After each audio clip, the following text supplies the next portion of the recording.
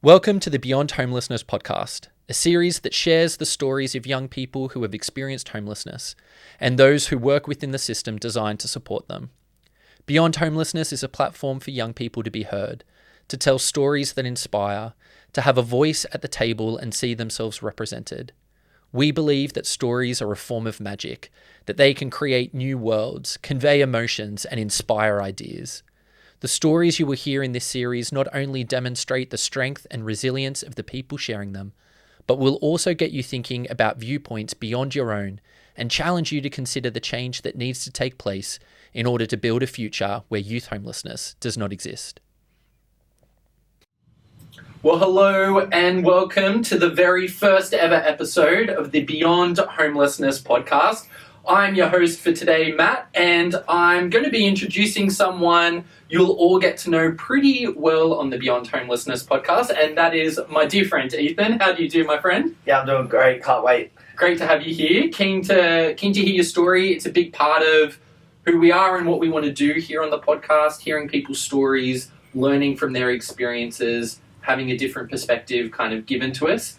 And as someone who's going to be hosting the podcast and many of the episodes in the future, we thought it would be a great opportunity to hear your story.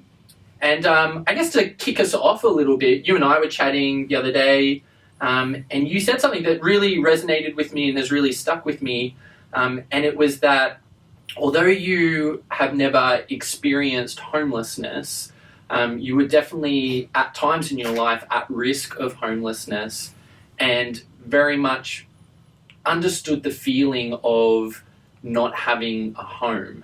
Can you tell us a little bit about your experience, what kind of led you to that place? Yeah.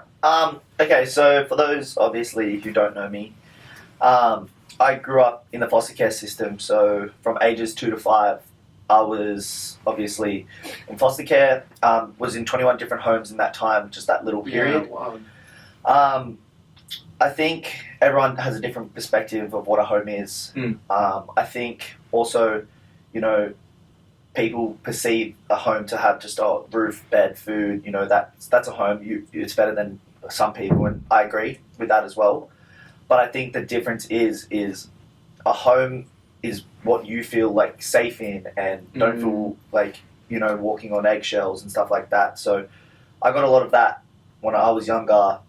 I had ideally a home, but it wasn't a home. It was more of a house than the house a home. Or a home. Yeah. We're going to spend some time unpacking that. We're going to hear more of your story, the different aspects of your journey, the challenges you faced, the people you met, the lessons you learned. But before we get into that, I'm really keen to hear you're going to be a big part of this podcast moving forward. What are you most excited about with the Beyond Homelessness podcast, and what are you hoping that it'll achieve? Well, I'm most excited for hearing the young people's stories. I think there's something powerful in storytelling, and I think that there's also getting an understanding and being able to relate with other people and understanding, you're not alone in this, I think is so powerful in itself for young people.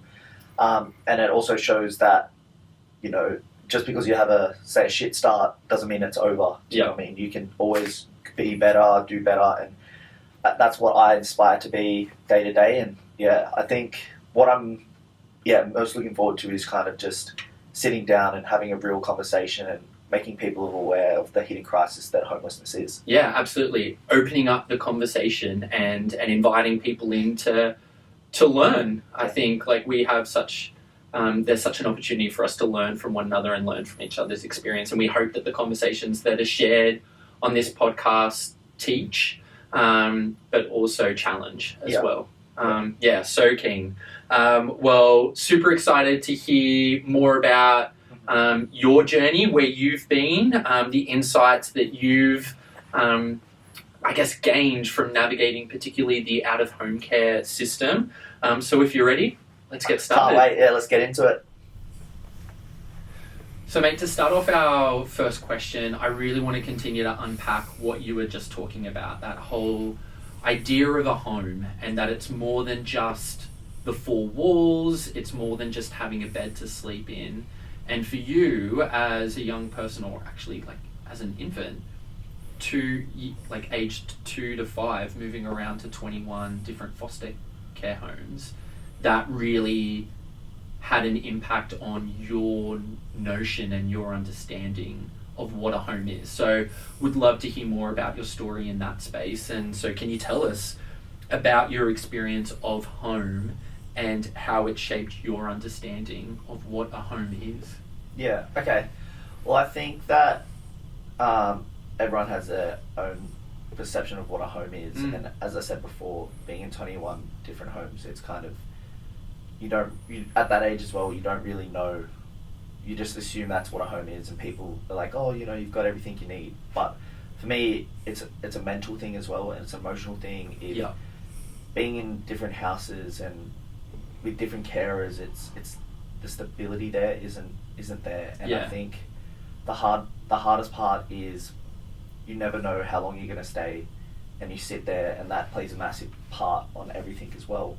Not to mention everything that's happening with like the domestic violence or being with other foster kids that are also going through trauma. Like that's a hard barrier to cross as well. Yeah, absolutely. Kind of like in this space of almost hypervigilance, like when am I going to get moved? When is the next thing going to happen? You shared a really powerful story with me the other day when we were talking about this, about how you would respond when foster carers got mad. Can you share with us that? So I think that, it's a pretty powerful story. Yeah. So I only know because my foster mum, who I call mum now, told me a few years later. So my foster mum got angry at me, and me as a 5-year-old kid kind of was like, oh, they're angry, this is where I go. So I started packing my stuff to pretty much leave, because that was what I was used to. I get in trouble, they're angry, they can't deal with it, I'm getting moved on to the next place. So I remember my mum telling me, she came in and like asked us, oh, like, what are you guys doing? And they're like, oh, we're packing. And she's like, what are you packing for? Oh, you're mad, like, we're getting ready to leave. And she's like, what do you mean by that? It's crazy to think that like a 5-year-old can have that understanding of like kind how of reach that works. conclusion that this is like, if that happens, this is going to be the response. It's crazy now to think about it as like more of an adult, just how my brain processed that, and it just shows that there was no stability there, because I was like, oh well, here we go again, and that was just normal for you. And you also shared about the new car smell, I think everyone, like, I won't say universally, but most people love the smell of a new car. You hop in, you're like, oh, you've still got the new car smell, this is amazing. But for you, it's got a very different meaning.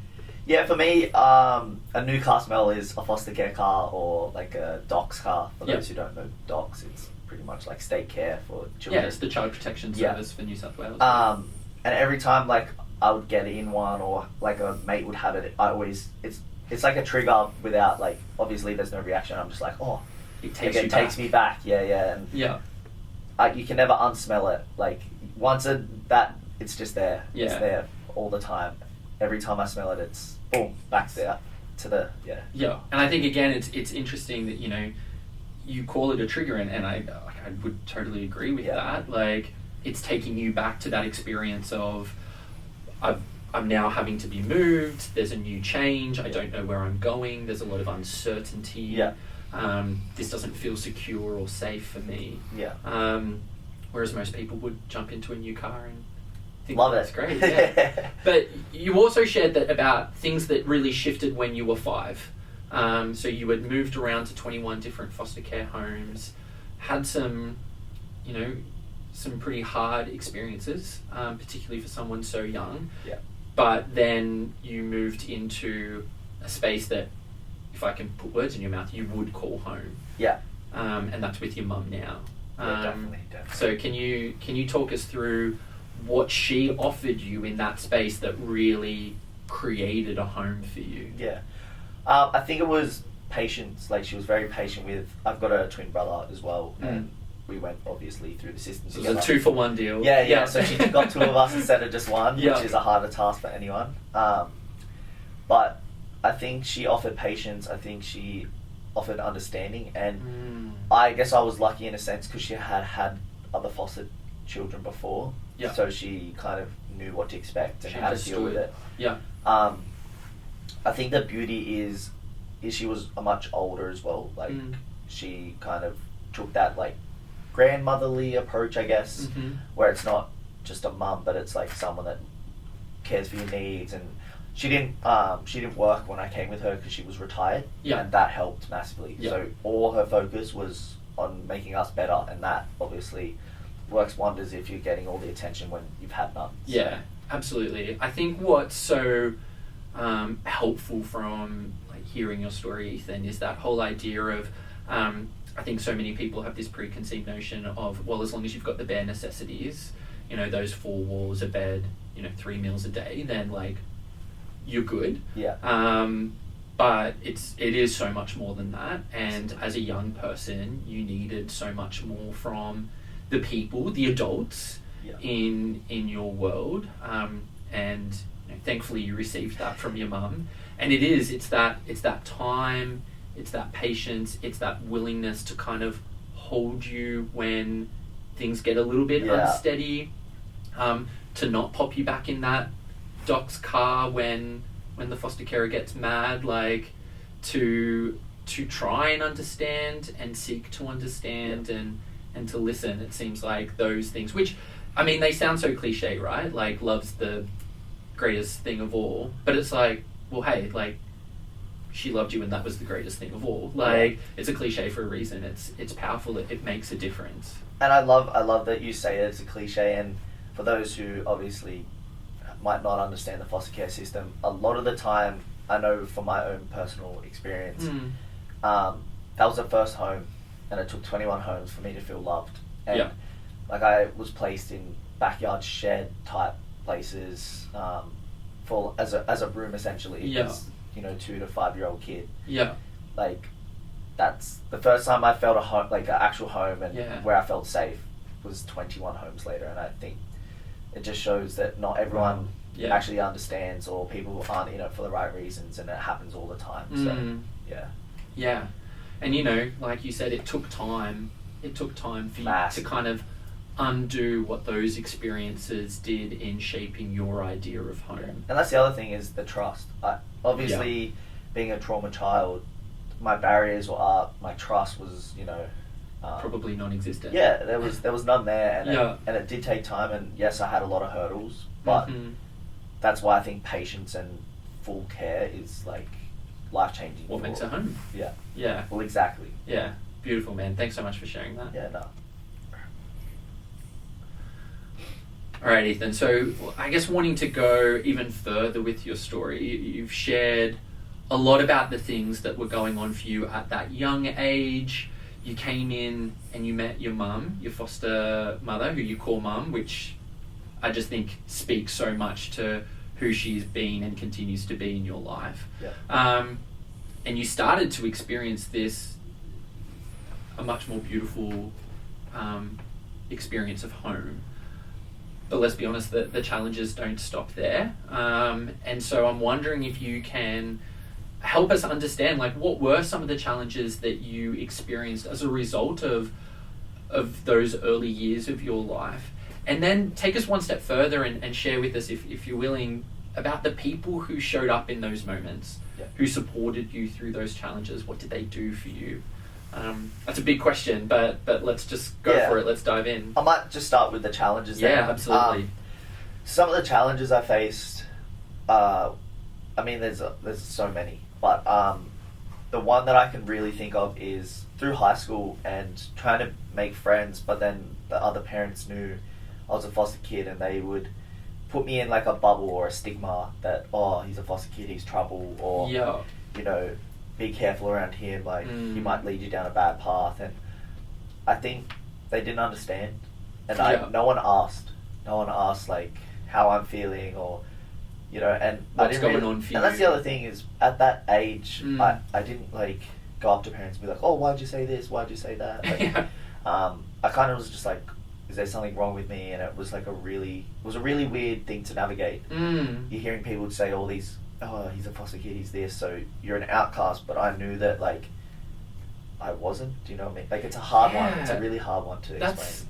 that's a really, like, outcast. Like, these things that were outside of your control, that had happened in your life, had impacted you, and yet you were being held responsible for the way that they impacted you, and being isolated and ostracized as a result. And I think it takes us back to what was so significant about your mum, and what she provided for you in home. You know, that time, that patience, that willingness to understand you. It sounds to me that a lot of the parents that you were interacting with in high school didn't give you that. And on that as well is, I remember, like, I work here at Project Youth now, and I'm sure we'll get into that a bit later, but I remember I was at an event and I spoke about my story, and I had like 3 or 4 parents that I played cricket or played soccer or went to school with their children be like, oh, we never knew. And in my head I'm like, but you never asked. You just immediately just made an assumption that, oh, look at him, he's trouble. Because they looked at me for face value. And this is, I guess, another challenge with having trauma or being in a foster care system, is it's a hidden thing. It's not there, like, you can't see trauma. No. It's in the soul type. In your I don't body. like using the word disease, but it's like, it's with you forever.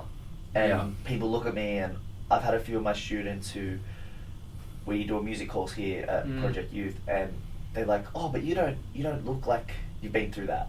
And I always question them, and I always, well, that's it. I challenge him, and I'm like, well, what does that look like for you? And he's like, oh, like, you have a job, and, you know, like, if I was in your shoes, I would be, like, in my bedroom curled up, and I wouldn't want to come outside, and, you know, I could never do that. And I'm just like, but I made the choice that I didn't want to be that. I didn't want to have I wouldn't say the victim mentality, because some stories, like, it's crazy, and I don't want to ever, you know, downplay someone's story. But it's, like, I didn't want to sit there and say, oh, you know, I've had a shit start to life. Like, that's the end for me. I want to make something for myself. And that's the other thing. It's just the challenge of it being such a hidden thing. People only judge off face value. They never ask you questions. Unfortunately, that's the world we live in. So. I remember you also sharing with me that as a result, in high school, the friends that you did hang out with were also people who probably had a similar experience, or were navigating trauma in their own ways, and you kind of created a little crew together. And how I see it is, like, you look at a school environment, the athletes hang out with the athletes, the dancers and the artists, like, hang out with them. Like, the theatre for me, I didn't have that, so I hung out with the other kids that were traumatized. And, you know, I used to cop a lot of shit in high school. Oh, he's trouble, or, you know, oh, he hangs around Miranda. But that's where all my friends hung out. And yes, you know, some of them were doing criminal activity, some of them were doing, you know, drug abuse, like drug abuse essentially. And I got put in that category, and I'm not really like that at all. But I related because I was like, oh, like, you have a similar story to me, and we could talk about it. Where you can't talk to... They understood. Yeah, because then you feel like you're trauma dumping, and those, like, you know, other young people don't know how to handle that either. Like, that's a lot for anyone to handle, let alone someone that's never experienced, you know, a domestic violence household or a sexual assault. You know what I mean? And, like, I mean, tell me if I'm wrong, but, you know, when you're a teenager, you are developing your sense of identity, right? Like, who am I, and who am I in this world? And I would imagine that having, particularly adults, kind of say, oh, well, you're a troublemaker, you're one of the naughty kids, like, but that not resonating with you and what you know of yourself and you know of your experience. I can imagine that would be super confusing, conflicting. Like, well, who am I? Because you're telling me I'm one person. I see myself as someone completely different. And that was the other issue. And it, like, you hear it all the time, is you get told it so much, you start to believe it. And I think at a stage there I did believe it. And I made some bad choices, but I've never been to jury or anything, but I did make some bad choices. And then I was like, what am I doing? Like, I'm proving every person right by doing this. Like, let's turn that around and, you know, show them that, oh no, they were wrong. And that's what I was saying before, is when I did the event here, I just was like, it was really hard to navigate, because inside I'm like, frustrated, angry that, you know, you're coming up and only seeing me now because I'm doing something. Yeah. Like, where were you when I was 15? Yeah. And they were so like, oh, we just thought you were naughty. Like, we just, you know, didn't understand. And it was like so infuriating to sit there and just be like, yeah, but like, why are you doing this now and telling me I'm great now? Yeah. When I guarantee you, like, oh, stay away from him when I was in school. So I just. And I think that's really, and that kind of leads us into the next part of the question, because obviously you had, particularly adults, I think, you know, as a young person, when the adults don't get it, it's like, well, that's kind of your job. Like, I'm a kid over here. Yeah. I'm trying to figure out this thing called life. Like, can the adults in the room, like, help me out a little bit? Yeah. And it sounds like some of the parents in school weren't those people for you. But you did have, thankfully, you did have some people who showed up and made a big impact. I think, you know, Mum is, she's number one. Yeah, definitely the key player there. Talk me through the people who were not like those parents in school, who did show up, and talk me through about, like, what did they do that made a difference? Yeah. So, there are a few. I'm not going to sit there and say no one had my back. There were a few. Yeah. I think the first one that I, like, really remember is a guy named Josh. And Josh was my docs caseworker. Yep. And it was the first male caseworker I had. And just to say, go back and here's another challenge to answer the question again. Yeah. I had probably, I can't even tell you how many caseworkers I had. Yeah. They were literally 3 months and then burnt out. And look, don't get me wrong, it would be a tough job to have. Yeah. But it's also very, we go back to stability. Yeah. And there's nothing there. Sense of security. There's nothing there. No. So and again, more adults who are letting me down, aren't showing up. Yeah. Yeah. But yeah, he was the first, like, male that I had, and, you know, he kind of understood me from a male perspective, and not to say that, you know, the female caseworkers I had didn't understand, because I'm sure they did as well, but I could relate to him and he could relate to me, and it was more of like a mentor, like father, I wouldn't say father figure, but like a male mentor that I hadn't had before. Yeah. Obviously because I didn't have my dad, so there was something in your dynamic that was kind of, he wasn't there just to support you, but something in the relationship that you had with him kind of filled something that you wanted. Yeah, well, essentially, I think, you know, and it wasn't just a mentor thing, like, he helped me with my case plan and, you know, always stuck to it. And that was the most important thing to me is, you know, he said what he would do. Yeah. He goes, you want that? All right, let me see if I can do that, and if I can, boom, let's do it. Yeah, you were talking the other day when we were discussing Josh. Yeah. And you spoke about how he kind of gave power back because he gave you choice. Yeah. Your plan was your plan. And he made that clear from the first day he came. Yeah. Yeah. And, like, I respected and valued that so much. And I know that we spoke about this, and, you know, my mum, like, the way she got on with him as well, obviously is so good for me to see. Because if my mum likes you, then, I respect my mum, and she's done so much for me. So if she's okay with it, I'm okay with it. Yeah. And he never, like, pressed or, you know, pushed her or made her do things she didn't want to do, and I valued that as well. It just was all around amazing. Yeah. And I can't fault him at all. Incredible. Like, he wasn't, well, he supported you guys as a unit. Yeah. He supported the home, again, taking us back to that notion of, like, making sure that place remained for you, because it becomes and I think that's where a lot of caseworkers do go wrong, actually, is, you know, they think it's for just the young people, but it's not. The whole family is in this. Yeah. If the young person's getting stressed out, it's gonna, when they leave, it's the parents' job to try and fix that stress that you've just caused. So if everyone's calm, it works so well. Yeah. But they don't, like, a lot of people don't involve the young people that, you know, in docs or foster care. You know, it's frustrating because they take them out, then mum doesn't know, oh, what are they saying? Which again stresses the parents out. Yeah. So there's transparency, there's choice, all these things that we know are so powerful when it comes to healing as well. Definitely. So, okay, so there's Josh. Yeah. We like Josh. obviously you've somehow found your way involved with Project Youth. Can you talk me through through that journey? There used to be a program, I don't know if it's called Muscle Up now or it used to be, but I clearly don't go. I remember it being called Muscle Up, and essentially it was for, again, young people that have either had trauma or disengaged from school or in the criminal justice system. They get picked up from their houses. We go do a sports activity or a fitness or something just to get them going, and then they make sure you go to school. It's like an initiative to get to school. You get fed, like it's an amazing program. But I met a lady called Deb Wilson, and Deb Wilson is a youth officer in the Southern Police area command, and her off-sider worked here at Project Youth named Steph. And Steph then linked me in with Project Youth. It's a bit of a, but that's everyone. They're the best stories, right? Yeah. It's like this happened and this happened. Everything kind of linked in. And then Steph connected me with Justin here at Project Youth, and then again Justin was another male figure, mentor, and turned out to be my caseworker.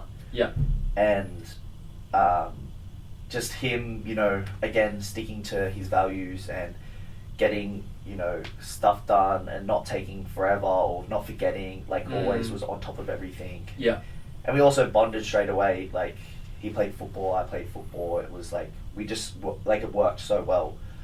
And it kind of just worked out. It seems to me like linked in here. The thing when we've spoken about Josh and Justin, these two workers who really kind of empowered you in owning your plans and therefore your future. It was this consistency of they say what they mean and they do what they say. And again, it all stems back to when we were talking about home and you were talking about instability and insecurity.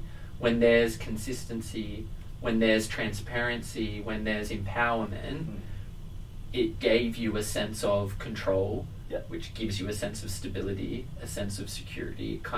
It's almost as if those two workers unpicked and undid some of that. They definitely fixed the trust issues, and I started to believe that people, I can be somebody because look at what I'm doing because of these people helping me out. And I wasn't afraid to ask for help anymore. Well, I remember you saying Josh was the only worker that you were excited to, you would show up to the meetings. I would show up and I would actually be happy to be there. And I hadn't felt that with any of the caseworkers. There was probably one other, which was Madison, but she kind of organised the different caseworkers. And again, I think it all comes back to time, patience, a willingness to understand, a willingness to listen. And they're just so powerful. Nice. Thanks so much, man. No, thank you for letting me share. All right, third and final question now, and the thing that we're going to do here on the Beyond Homelessness podcast is we actually want to hear this response from all of our guests. Here at Project Youth, our vision is a future where youth homelessness does not exist. So, as someone who has lived experience, would love to hear what you perceive as some of the ways in which we can achieve that future. So, final question, Ethan, in your mind, what does a future where youth homelessness does not exist look like? I think a big part of what we've spoken about is community. I think community is a massive part. I think, lending a hand to someone in need or giving, 5 minutes of your time. And this is the other issue is everyone's so caught up in what they're doing, and understandable, life's a busy thing. Everyone, has things going on. But if we all just gave 5 minutes to, hey, are you alright? Are you okay? And do you need anything? Or even a neighbour. I know we've had this discussion prior. And, neighbours aren't neighbours anymore. You don't know your neighbours anymore. And I'm way too extroverted to live in that world.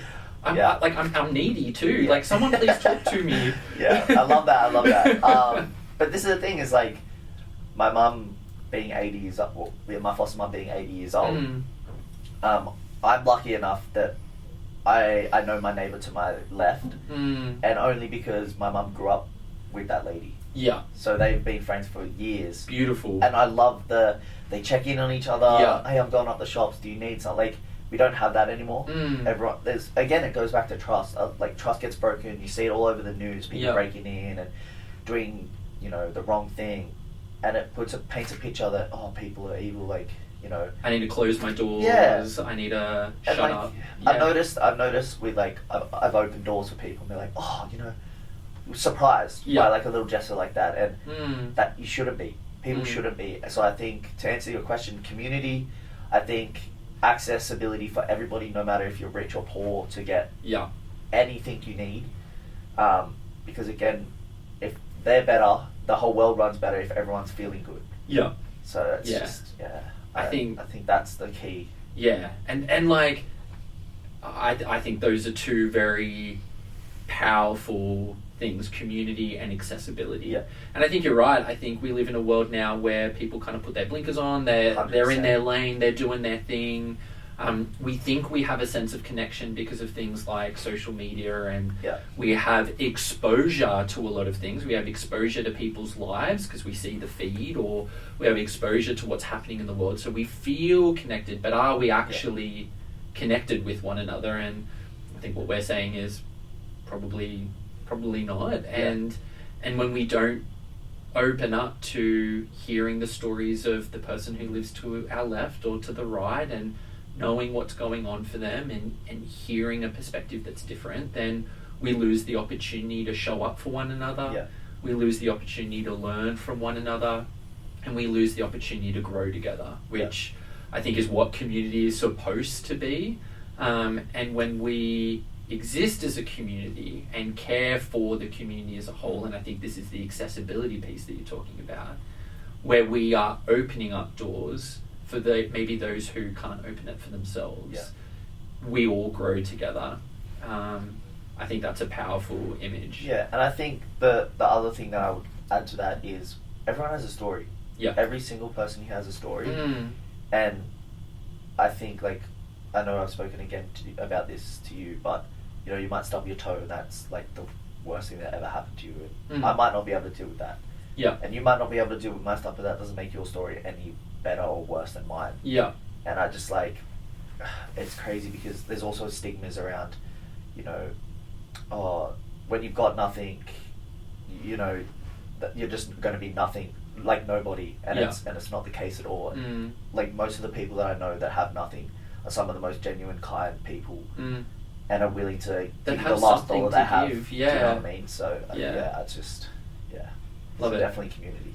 Thanks so much, man. It's been so good to hear your story, challenge, I guess, some preconceived notions that people might have, and really start this conversation, which we hope to continue on the podcast together. We've got a few more episodes that we're going to be doing together, which I'm super excited. Thank you so much for having me on, and I hope my story inspires or speaks volumes to people. So thank you. Right on. Good stuff. Let's go. Right. Thanks.